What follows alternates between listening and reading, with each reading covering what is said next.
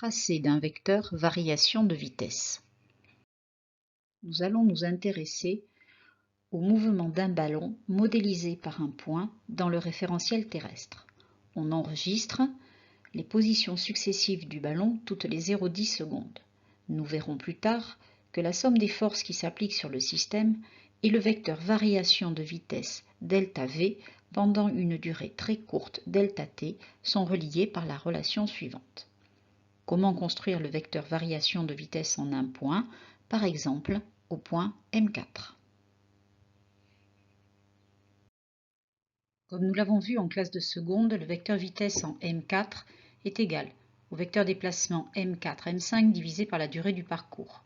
Sa valeur est le rapport de la distance M4-M5 sur la durée du parcours.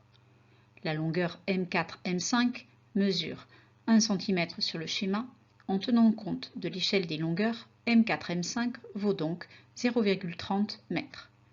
La durée qui s'est écoulée entre les positions M4 et M5 est égale à 0,10 secondes.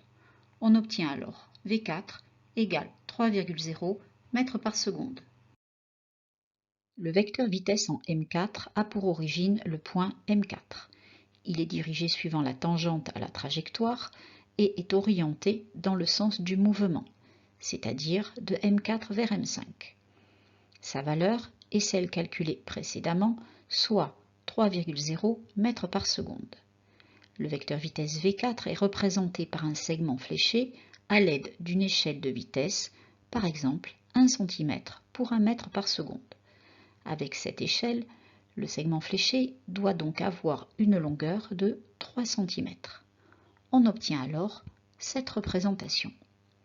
Pour déterminer le vecteur variation de vitesse au point M4, il est nécessaire de tracer le vecteur vitesse au point précédent, c'est-à-dire au point M3.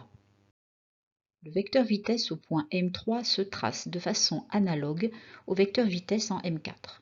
Il a pour origine le point M3. Il est tangent à la trajectoire et est orienté de M3 vers M4. Sa valeur vaut 3,3 mètres par seconde. En tenant compte de l'échelle de vitesse, on trace un segment fléché de 3,3 cm. Le vecteur variation de vitesse peut maintenant s'obtenir par construction graphique. Le vecteur variation de vitesse entre les points M3 et M4 a pour expression ΔV de 3 en 4 égale vecteur V4 moins vecteur V3. Repartons des vecteurs V3 et V4 tracés précédemment et de l'échelle de vitesse qui a été choisie. On trace le vecteur vitesse moins V3 qui a même direction, même valeur que le vecteur vitesse V3 mais est de sens opposé. Puis on ajoute le vecteur moins V3 au vecteur V4. Le vecteur variation de vitesse entre les points M3 et M4 est représenté par un segment fléché qui part du point M4 et se termine à l'extrémité fléchée du vecteur moins V3. Pour connaître sa valeur, on mesure la longueur du segment fléché, soit 0,8 cm.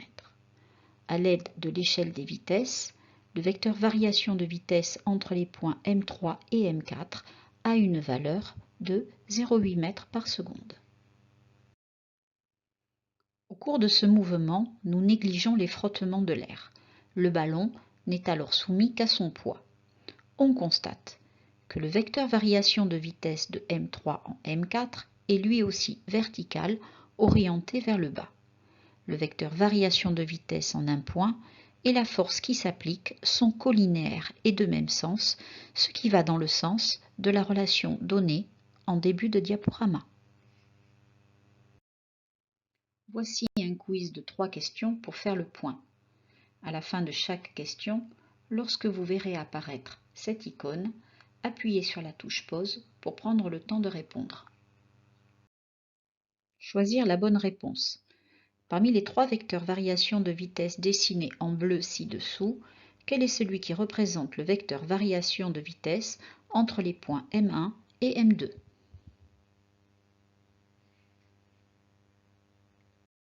La bonne réponse est la C. En effet, le vecteur variation de vitesse entre les points M1 et M2 s'applique au point M2 et se termine sur le vecteur -V1. Choisir la bonne réponse. Le vecteur variation de vitesse entre les points M3 et M4 est de même sens que le vecteur vitesse au point M4, ou de sens opposé au vecteur vitesse au point M4, ou égal au vecteur nul. La bonne réponse est la A. On observe sur cette représentation que la longueur du segment fléché représentant le vecteur vitesse en M4 est plus grand que celui en M3. La construction vectorielle de V4 moins V3 fait apparaître le vecteur variation de vitesse entre les points M3 et M4, qui est un vecteur non nul, orienté vers le bas et donc dans le même sens que le vecteur vitesse en M4. Choisir la ou les bonnes réponses. On donne le tracé des vecteurs variation de vitesse en différents points d'un mouvement circulaire uniforme. Au cours de ce mouvement, le vecteur variation de vitesse est tangent à la trajectoire, est un vecteur constant, ou bien sa valeur reste constante. La bonne réponse est la C. On observe sur cette représentation que le vecteur variation de vitesse est dirigé suivant le rayon. Il n'est donc pas tangent à la trajectoire. Il change de direction à chaque instant. Ce n'est pas un vecteur constant. Cependant, la longueur du segment fléché représentant ce vecteur est la même en tout point, donc sa valeur est constante.